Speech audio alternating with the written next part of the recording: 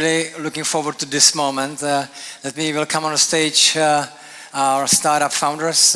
Please, Johannes, Chris from Tado, Torben, Zola, Guillaume, Tammy from Forto. Let's do it. That's the first task, how to sit all together. Okay, cool. So thank you for coming and for the courage to go on the stage after all of this. How you guys feel now? What does it mean, good? Thank you for... Sorry, there's a mic too. Does it work? Try it, yeah. Go. So, pretty inspiring, pretty moving set of introductions, both the speakers and the music. I think it's a very special moment. So, thank you. Anybody else?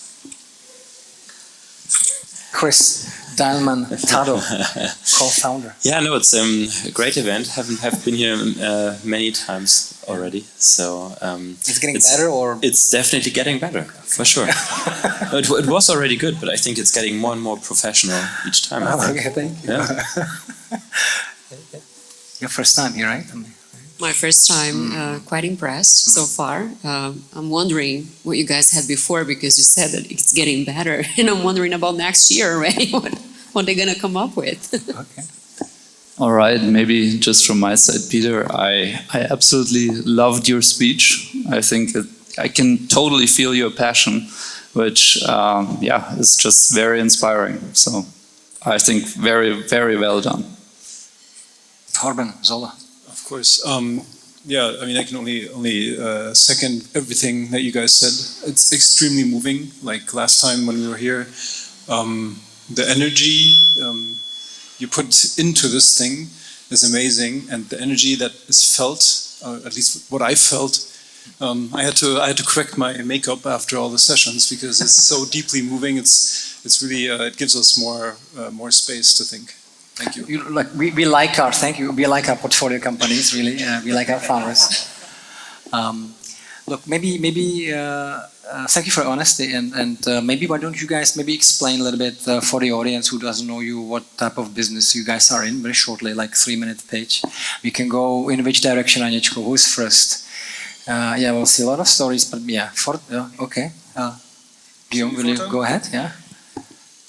All right. So, good evening. So I'm Guillaume. I'm the CEO of Forto. So first thing to note for our discussion later, I'm not a founder. I'm a CEO coming 5 years into a 10-year journey. Joined back in 2021 as a CFO, actually. Became CEO beginning of last year. And I joined after roughly 20 years as an investment banker. What is Forto, first of all? So Forto is a tech-first freight forwarder. For those of you who, like me 5 years ago, had no clue what freight forwarding actually means, think a full-service travel agency for containers. So if you need to move goods from A to B around the globe, it's incredibly difficult. You are going to have a lot of handovers, a lot of people involved, a lot of steps, administrative tasks, etc., and you need somebody to help you do that. That's where the freight forwarder is. Now, this industry is pretty much completely broken. There is enormous carbon,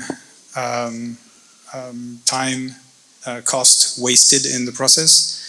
And our mission is pretty much to build a better global trade and make sure that we remove that waste of carbon, of time, of cost. And from our customers' perspective, it's really, how do I make sure that I make shipping goods as easy as sending an email, which really means making sure that they have peace of mind, number one. Everything that can go wrong goes wrong in this industry. So peace of mind is actually a challenge, and they get back in control of their supply chain. Should I talk through the journey as well, or yeah. just in a second? Just let's do the intro first. So Forto, I think next is Torben, probably Zola, right? Next slide, please. Torben. Yeah, let me quickly introduce Solar. I'm also not the founder, at least not the original founder of Solar. He's also here, Alex, somewhere in the room, I think back there. Alex back there. I consider myself to be the refounder of Solar 2.0. I used to be the CTO. I don't know if you followed our journey. It was publicized a little bit out there. We were once Germany's biggest consumer PV installer. With a digital sales funnel, fully digitalized installation processes, and went through all the ups and downs. And we'll talk about that later, I think. That didn't work as well as we all wanted, so we pivoted to become a software provider, a SaaS company that built on AI agentic first software for the installers that in the past were our partners to install that. And that was my job to pivot, design the product, and then later run the company in two directions at the same time. Okay, thank you. And then we have Johannes Schwarz, Tado. Now. I'm Christian. I'm one of the founder of Tado together with Johannes. We started the company, and Tado is by now the European market leader when it comes to smart thermostat technology to manage your heating, air conditioning systems in the most efficient way.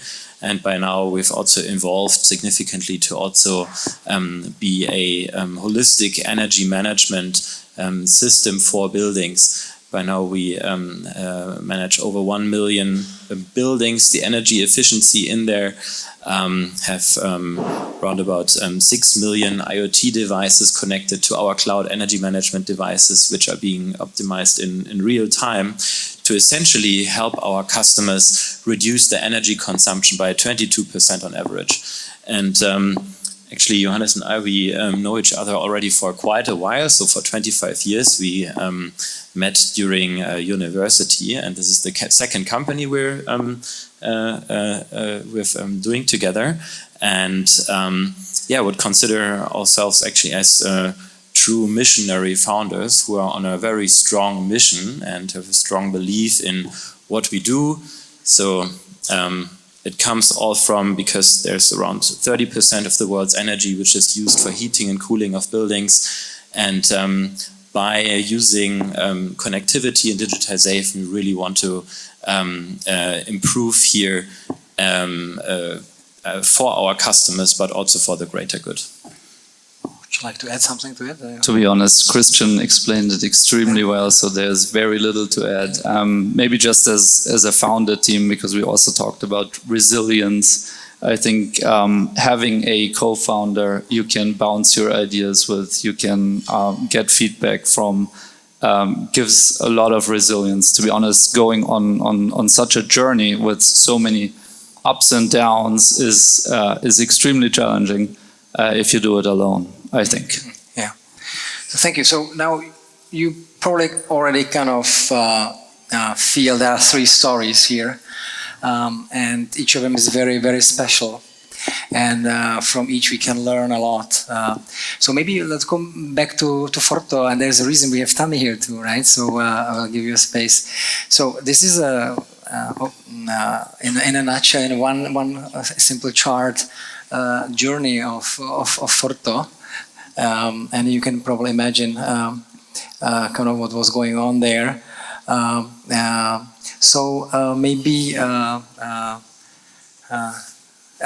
do you want me to take you through it? So, Peter actually drew this chart. I didn't have any change to make because the story of Forto is indeed a roller coaster, and it actually does, I think, pretty good justice to the journey. So I think there is a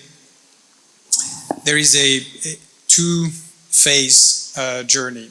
The journey started with exceptional growth from a commercial perspective in the first few years. Again, the company was created 10 years ago, 2016 to 2020, 2021. There were multiple years in a row where the company tripled in size, so really high growth. I actually joined on just the left of the point 1.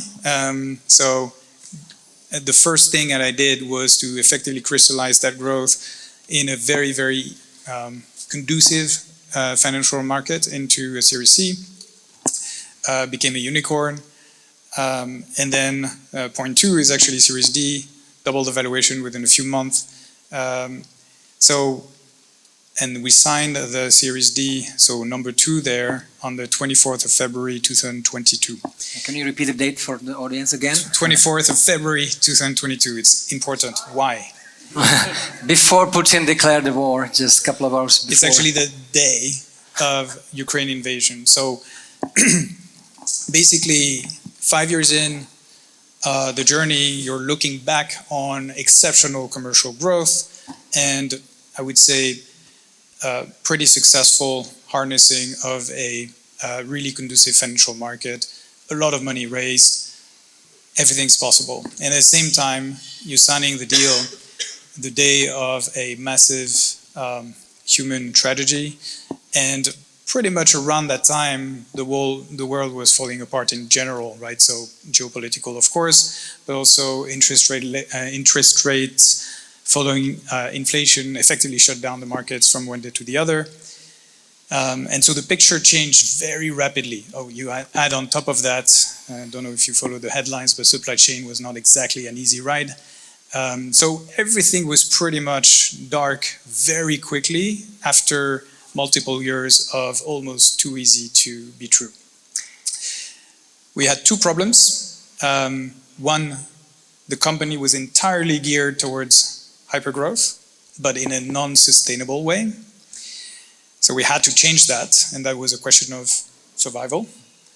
And second, quite frankly, our technology was not where it should have been at that point in time.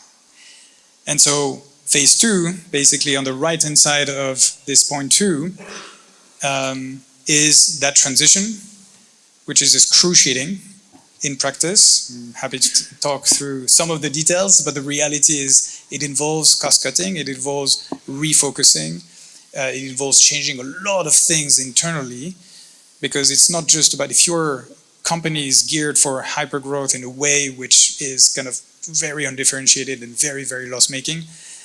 It's not just about changing the leader in sales. It's actually changing pretty much everything in your company.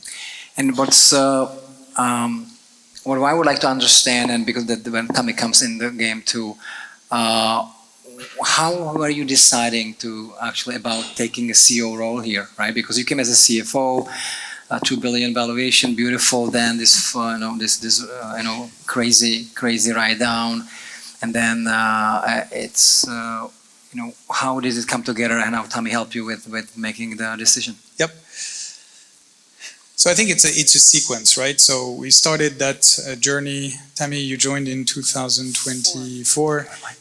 So I was a CFO at that point in time. I saw from the inside a lot of the things that needed to change. And so taking over at the beginning of 2025, and Tammy being a very core part of that transition and decision, was a combination of things. First, you have to see the potential and to compare and try to be avoiding the bias of drinking the Kool-Aid, especially when you see that roller coaster. You have to be asking yourself, is the vision we set ourselves at the beginning still something we can attain? Number one. Number two, do I see the path to get there? Number three, do I believe that I can execute and take the team there? The answer to these three things, if one of them is not yes, you should probably not do this. But we had the belief, we had the vision, and we had the path. When he was taking such a decision? So I joined in May 2024. I'm neither a founder nor a CEO. I'm a CHRO. And it's interesting, I just learned a little bit more about the belonging part. When I joined this group, first of all males, and I was the only female, Europeans, and I come from Latin America. And to me, it was a matter of finding my size. What kind of role would I have, and how big or small? I was trying to find exactly, the space that I needed to occupy. And I had to occupy a very big space very soon, and it was not in my plan to do that. But by coming in and reading the system, I realized that something drastic needed to change, but I didn't know how to communicate that, and I didn't think I had permission to do it quite yet. Until I had a conversation with Guillaume, I decided to, as he likes to say, open the kimono and really be very honest.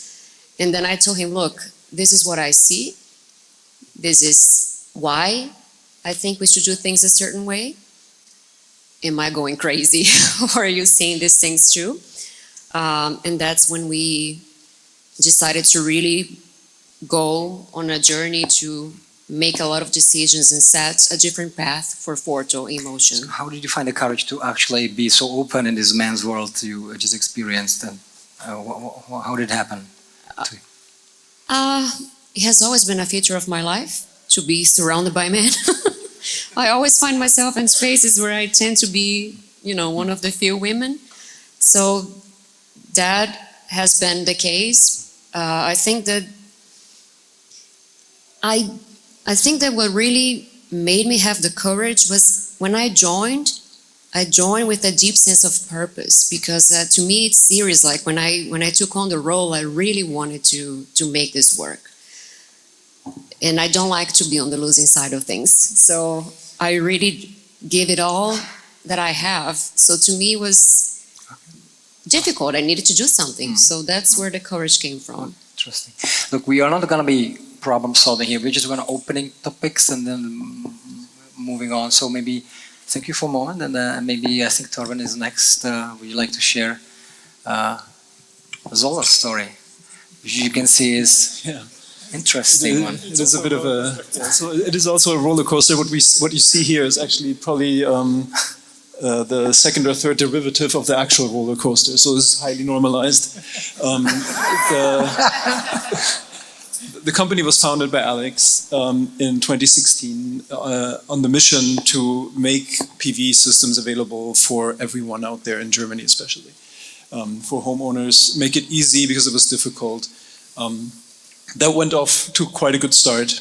It grew quite steadily, and then there's the Corona bump and dip.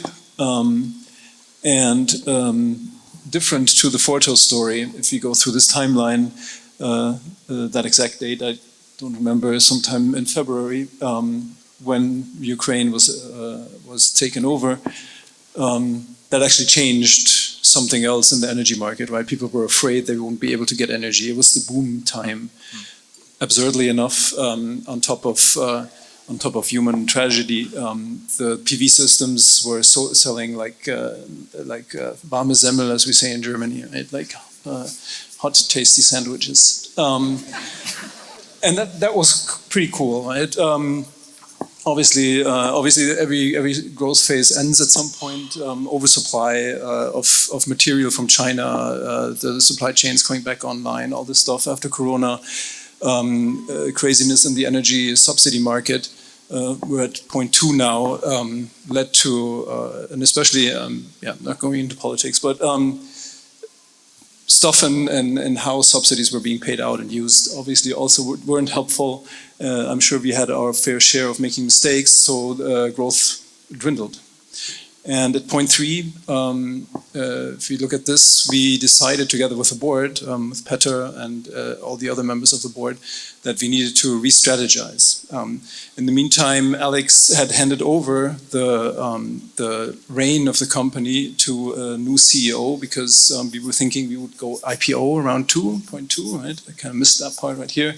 A new CEO came on, a hired gun, who had done these type of growth things before.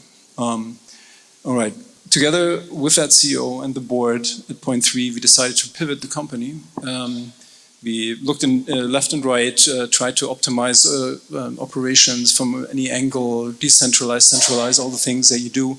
The only thing that stood out was let's build the obvious thing. If you're an installer of PV systems, let's build software. So that was my area of the company. We built a software platform that helped installers, or us, actually manage the installation process from A, meaning trying to find leads, to actually having the thing installed and running and actually monitoring. the entire suite, and our installers that we worked with to install had asked us all the time, can we please use that software also for our own projects? We didn't let them use it.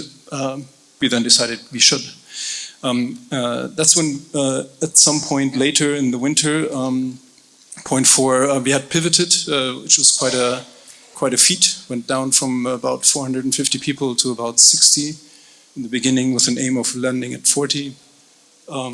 Then Jamie, the CEO at that point, who was brought in for a high growth transition, offered me the CEO job because he didn't see himself fit for this kind of tech business anymore, which I gladly took. And that was that's a crazy moment. Imagine that you are. We were looking for 7 musketeers who will really turn it around, right, at this moment, as a board, as investors. And we look around and we saw Torben. And till now, I still don't know why he did it, because this job was mission impossible almost, right? If you think about it, you have to turn off one business line, right? And then at the same time, turn on the new one, right? So you're on one hand firing people and making sure, you know, they go on with their lives and etc. And you are collecting money from this old business, which we basically written off to fund the new one we believed in, right? So you can imagine the level of stress, and he still did that. So my question to you, Torben, how was the decision-making process happening there? What is it? What were the roots of Zoller, which you decided to follow? So the roots of Solar were always laid out originally by actually Alex. So he did an extremely awesome job of bringing in awesome people who believe that we want to change the world and decarbonize it with the skills that we have, right? We wouldn't go out planting trees, which would probably be the fastest way, but we used our skills to do that, and everyone in the company was in that, and that included me, right? And me coming from the software world, this was my way to be able to improve decarbonization, because we had proven we could make the installation process 20% better and more efficient for the installers, meaning we could help not ourselves anymore directly, but all the thousands of installers out there become much better and faster at putting more panels on every roof throughout Germany, throughout Europe. And that was what drove me. It was like, okay, if we can't do it in the way we tried, it doesn't mean it doesn't work. We can still find a way to decarbonize faster and make a dent against carbon. Awesome. So let's move to Tado as the last. This is if you think of a marathon. Yeah, people are already falling down. Think of a marathon which you run as fast as you can. That's what I see. I think you guys set up Tado 2010 or something, is that right? 2011, yeah. So maybe if you look at this long journey, and what is happening in your head, and what's popping up in your head? I mean, first of all, the nice thing, this is generally a trend line that is going up. Yeah. That's positive. We like it too. I think, for our journey, it was kind of a little bit similar to yours. We also got on board a very experienced CEO to kind of help us scale the company, and actually we did it. We did scale the company. We built structures. We had suddenly 1 million middle management layers that kind of over time, I think, actually also led to a decoupling of what the teams did and where the company should be going.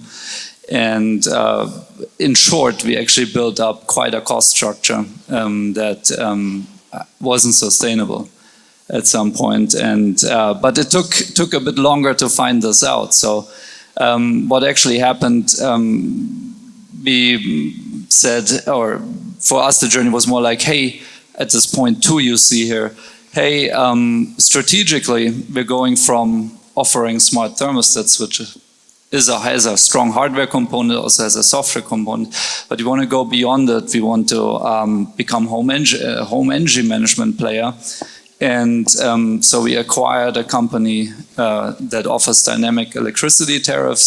So we really had a push in this direction, and we've said together with the board, hey, we need a different type of CEO to go into this phase. And we onboarded this, what is called here CEO2. And he came from a very corporate background. So we kind of continued on the path that we already had before, I would say. And then what I already mentioned it became unsustainable from the cost side. And so then we actually, together with the CEO, who was really good at getting the management team together. I absolutely want to give him credit for it. At the time, we were a management team of 5, which is for a company of 200 people at the time, I think, way too much. But what he really did well, that we somehow came together and said, hey, what is the right thing for the company going forward? And we together agreed that what the company needs is a management team of 2 plus a CFO, essentially. And that's what we're running today.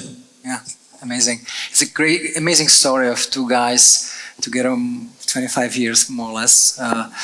Now 12 years on one journey. I haven't seen you really fighting with each other. Is it? Are you? When are you doing it, and how is it happening actually?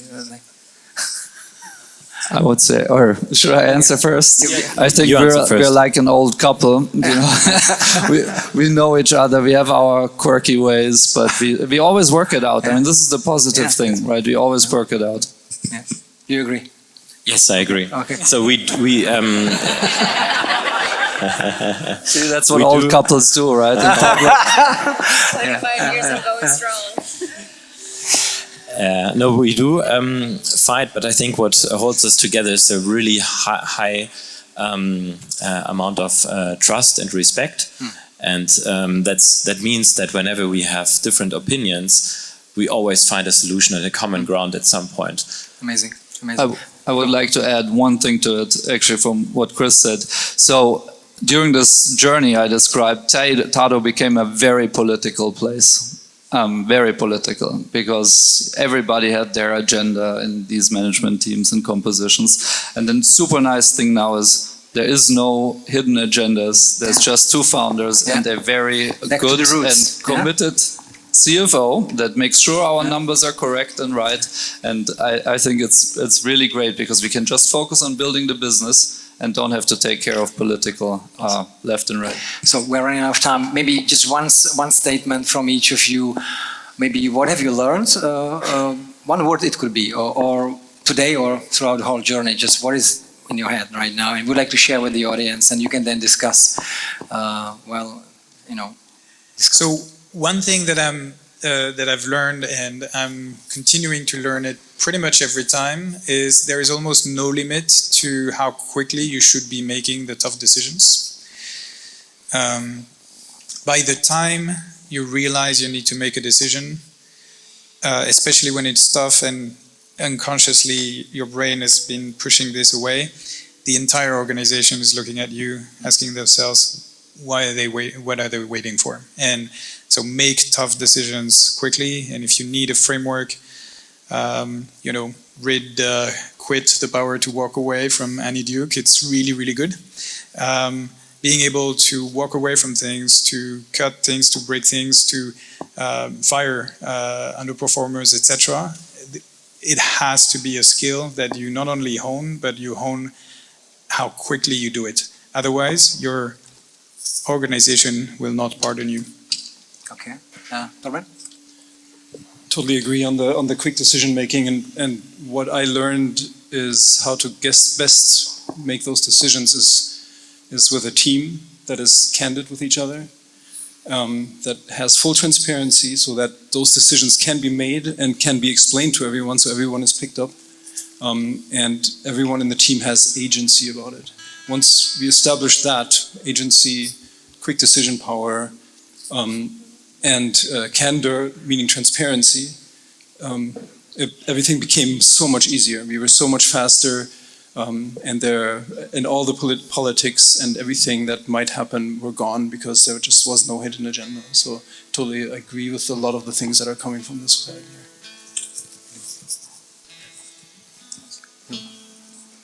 Whoever. Maybe you go first. Okay. Yeah. Yes, I agree that making the tough decisions when they need to be made is very important. But I think I have a principle that I didn't quite learn today or throughout my journey at Forto, but I get reminded almost every day at Forto. It's a quote by Maya Angelou that she says that people forget what you say and what you do, but never how you make them feel. So I always remind myself of this when I have to land those very tough decisions that we have to make. How they're going to affect people and what's the best way to land them in an organization so that people still feel like they want to belong there and feel safe. Nice. Actually, I think when I got the invitation for this event, the topic of resilience, I liked it a lot because I think basically the perseverance when building a business is super important to basically reach at some point the North Star you're following. Yeah, maybe I second it.